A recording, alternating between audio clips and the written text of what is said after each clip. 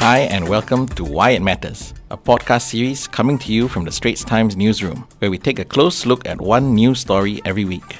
My name is Jeremy Au Yong, and this week, to finally put a cap on the crazy month we've had here in Singapore, I thought we'd do one last show on the Trump-Kim summit. So we've already talked about the agreement and what happened on the day itself in the previous podcast. Do look out for that if you missed it. And so this time, I want to talk about what went into putting this whole thing together. So to speak, the making of the Trump-Kim summit. And with me, I have three people who have had an inside look at the preparations.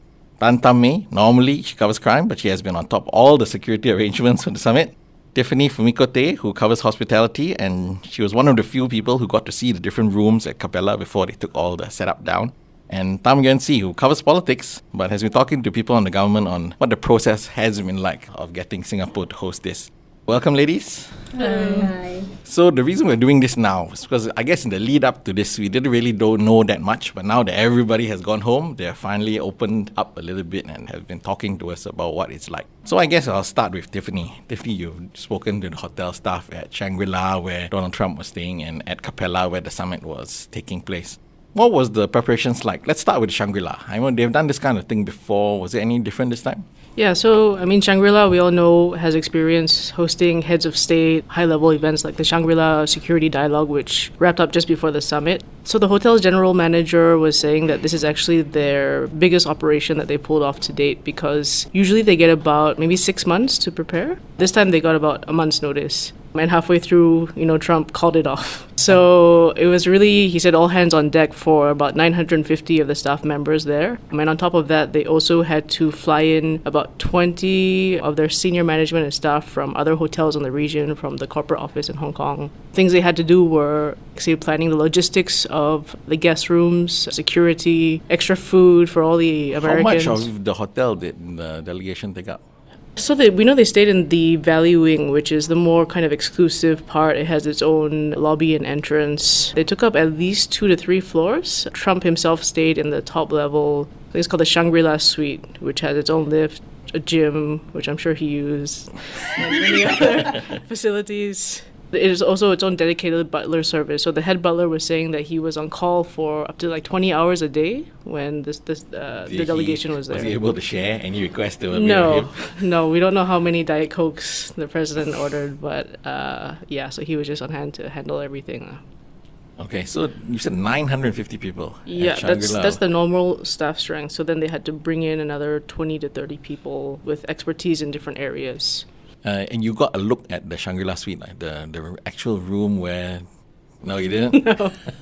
No, they didn't want to let us take a look. They gave us some photos. It's a very fancy suite.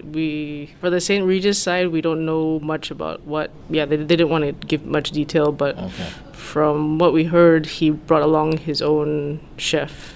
As part of the delegation. So Kim Jong Un brought his own chef? Yeah, so while... and his own food, I suppose. Yeah, his own food. So while Trump was eating food prepared by the Shangri-La, I think at St Regis, they were probably cooking their own food. So what was the Capella like? You went there the day after.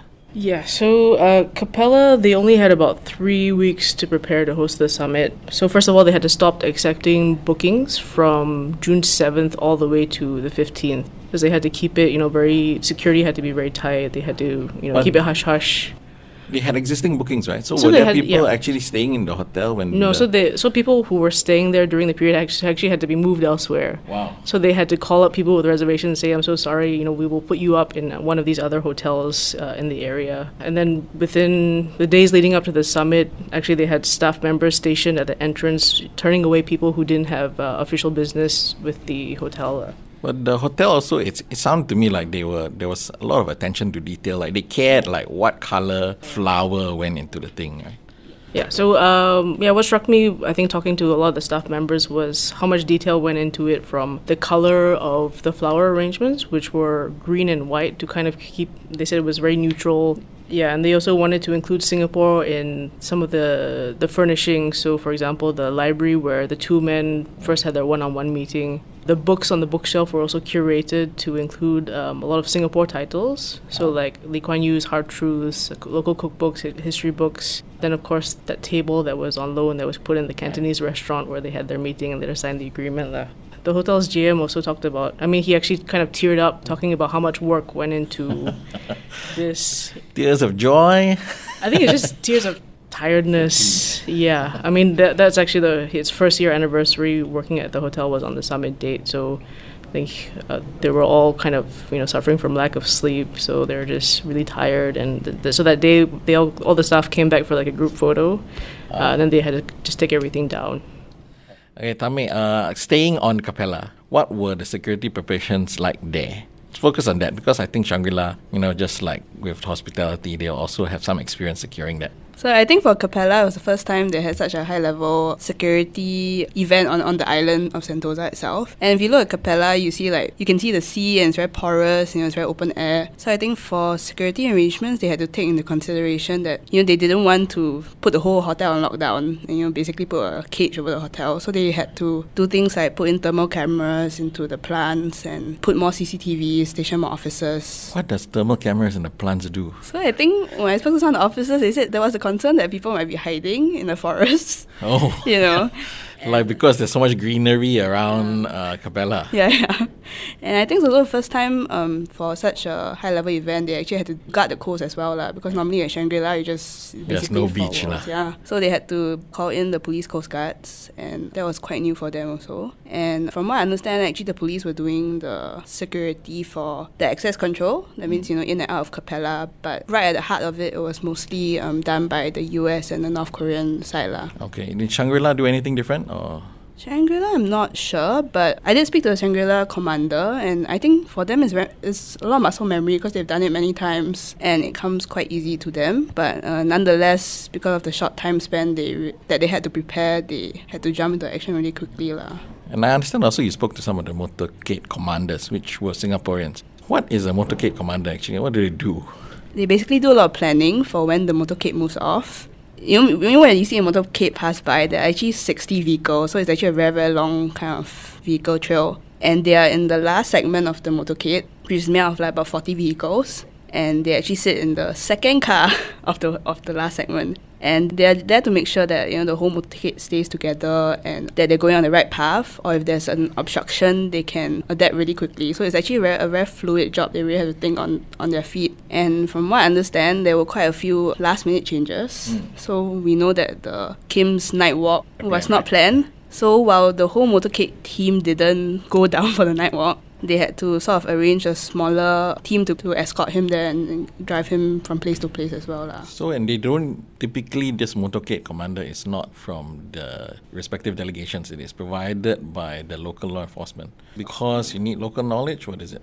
So I think more of a planning thing as well. So they have to know the roads well. They have to know that the limos are quite long. They can't make sharp turns. So like a bus almost. Yeah, kind of. Yeah, and I think part of the thing they have to ensure is that, some of these drivers that are coming from the delegation, right, they are left-hand drive, if I'm not wrong. I believe both of US the and North Korea Korea. left-hand So drive. they also had to sort of explain the road rules a bit to them and to sort of get them used to driving on the other side of the road.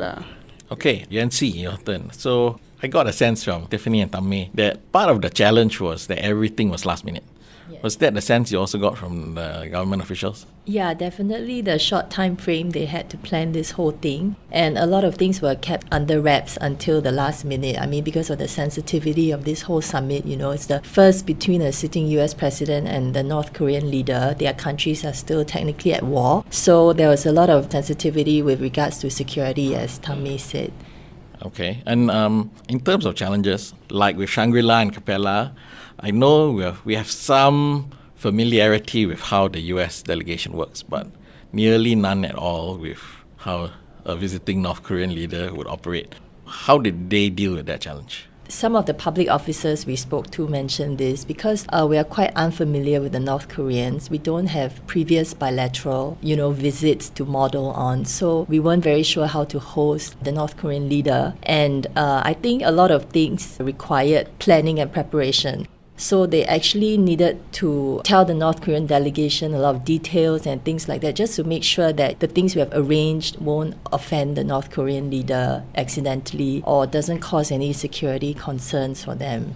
And how important was it that the two sides be treated equally, or at least appear to be treated equally? So this was one of the requests of apparently both sides, that they were here for a bilateral meeting and that they should be treated equally. But especially for the North Koreans, they were very empathic about that they should be treated as equals. So even things like the hotels, they wanted to stay in a hotel of the same class and all that. So when people from our Ministry of Foreign Affairs brought them around, we had to tell them like, okay, the US delegation looks like they might be preferring this or that hotel. So if you want something of the same class, then, maybe you should consider this, things like that. They wanted the motorcades and the welcome parties to be, the same. Like if they have these people welcoming them, then and the motorcade has to be same length, everything. Well, I think that was one of the things we made sure of, so that visually when they go out, it looks like, they're treated equally.